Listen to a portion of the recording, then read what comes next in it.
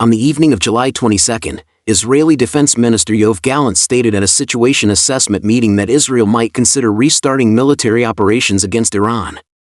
Participants in the meeting included Chief of the General Staff of the Israel Defense Forces, IDF, Herzi Halevi, Deputy Chief of the General Staff Amir Baram, head of the IDF Intelligence Directorate, and representatives from the new leadership of the intelligence agency Mossad.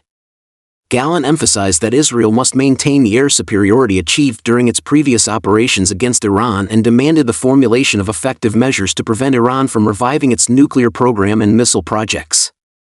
In fact, signs of the IDF taking action against Iran again did not emerge recently. According to a report by the Jerusalem Post, at the graduation ceremony of Israeli Air Force pilots in early July, Gallant directly stated that these graduates represent the IDF's long-range strike capability, which can hit any location in Iran, and that any Iranian official who harms Israel will have nowhere to hide. Meanwhile, U.S. President Donald Trump also issued a threat, not ruling out further bombings against Iran. In a post on Truth Social on July 21, he stated that the United States would launch strikes against Iranian nuclear facilities again if necessary. What has Israel done to prepare for the next conflict after the truce with Iran? First, it has replenished weapons and ammunition, especially air defense missiles, which are crucial for offsetting Iran's ballistic missile capabilities if hostilities resume. After the 12-day war ended, a large number of Western transport planes flew to Israel, and open-source analysts generally believe these were delivering ammunition to the Israeli military. Next, Israel has further coordinated with the United States to secure support and reduce public antipathy toward Israel in the U.S. Israeli officials flew to Washington themselves. While the primary topic was Gaza, discussions undoubtedly included Iran, as much of Iran's hostile behavior toward Israel stems from the situation in Gaza. Beyond these steps, Israel's intelligence agencies suffered significant losses to their infiltrators in Iran during the last conflict. Rebuilding these insider networks has also become a key priority. So, what has Iran done to advance its nuclear program and national security after the truce with Israel? Internal purges are among the top priorities. Even after the truce, assassinations targeting Iran's top officials have not stopped. Additionally, the large number of Afghans in Iran, who are considered vulnerable to being bribed, have become a source of problems.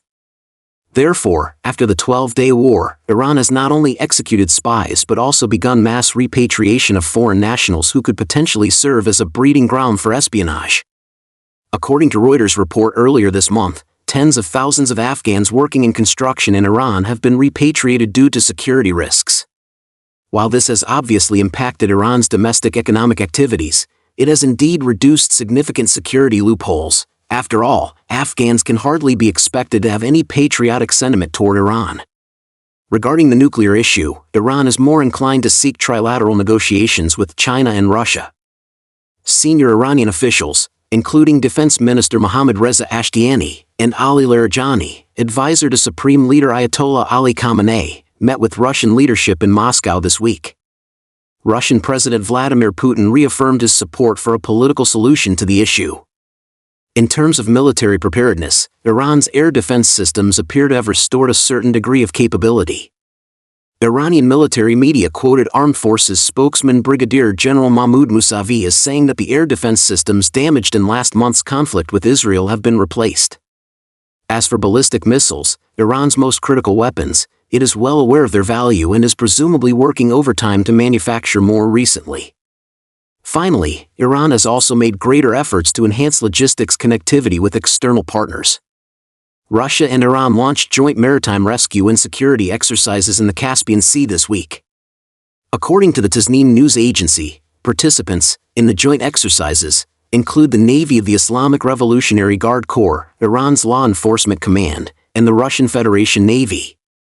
Terrorist activities have rarely occurred in the Caspian Sea in the past, but if conflicts resume in the future, there is a possibility that Russian supplies heading to Iran via the Caspian Sea could be obstructed by certain state-level forces.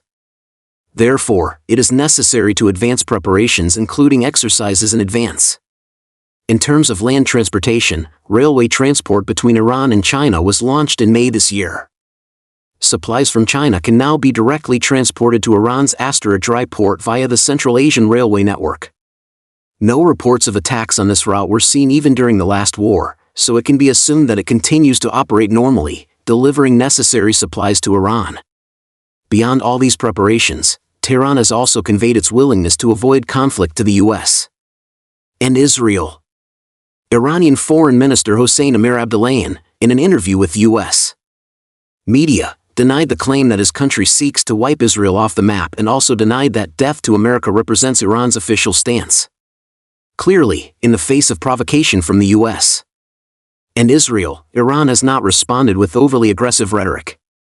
At the same time, however, it has made substantial efforts in practical preparations.